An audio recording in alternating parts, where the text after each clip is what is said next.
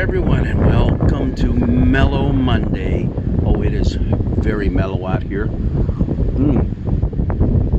It's sunny, well, most of the time, and then the clouds come. But breezy, cold, and a little bit different from yesterday when I was seeking refuge from all the raindrops that were coming down. And I got absolutely soaked outside taking care of our animals. But we have that going on in our psalm for today, seeking refuge. In fact, this very Psalm 31 is one that we had assigned to us for the Passion Sunday reading. Yep, Psalm 31. Only we're doing a different part of it. We're going to do verses 1 through 5 and then 15 and 16. And you know what? It's okay, because even though we don't have the rest of the psalm, which goes on quite a bit more, it's like, as I read one commentator, you're praying the same prayer twice. In fact, he kind of entitled this, When a Prayer Needs to Be Prayed Twice. Well, that's interesting, because what it is the psalmist is repeating a plea for help from God. In you, O Lord, I seek refuge. Do not let me ever be put to shame.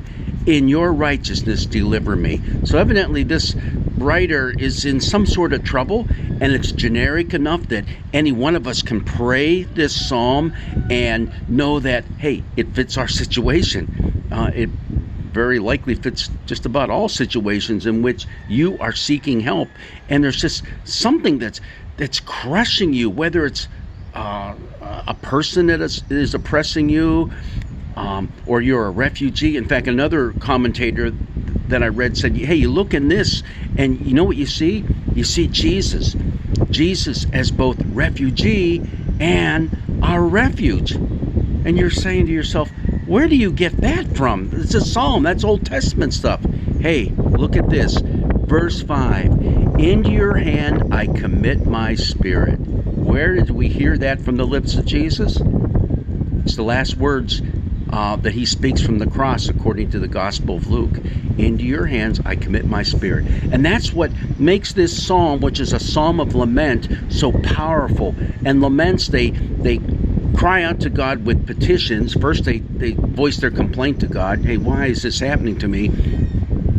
And then they ask for help, and then they give a word of trust and a promise that they will praise God on the other side of all the troubles that are coming. So there is that inherent word of trust all the way through the psalm. And well, you can imagine people who are refugees looking for help and crying out for help and putting their trust in nations or individuals that will come to their aid. And this psalm, along with Psalm 22 and Psalm 69, are the ones that we have in our Gospels that are quoted from. Yeah, especially at the time of the Passion, Jesus quotes frequently from these three different psalms. And here, right there, into your hand I commit my spirit. Now, our reading is the first 5 verses, as I mentioned, and then 15 and 16. And 15 and 16 end with another round, another little duet of verses that show ultimate trust in God.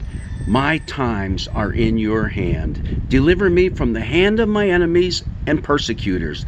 Let your face shine upon your servant. Save me in your steadfast love. And those words are probably the most powerful words in this psalm. In fact, they come right in the middle of it. And that's why it can be cut apart into 2 psalms. In fact, there are people who think that originally this was 2 different psalms, Psalm 31. But no, they fit together beautifully, especially if you think of it as a prayer that you need to pray twice. Because, man, I need help, God, and you are my refuge. Now, why do we do this on this particular Sunday of Easter? It's because our gospel lesson is from John, in which Jesus says, hey, what are you guys all worried and upset about? Don't be. In my Father's house, there are many rooms. Yes, words of comfort that in Jesus we have refuge. And it is His love, God's love for us, that steadfast love that's mentioned at the very end, that allows us to put our faith, our hope, and our trust in this loving God. Let your face shine upon your servant. Okay, my prayer for today is, let the sun shine upon my face, the S-U-N as well as the S-O-N. God's blessings be with you, and have a great day.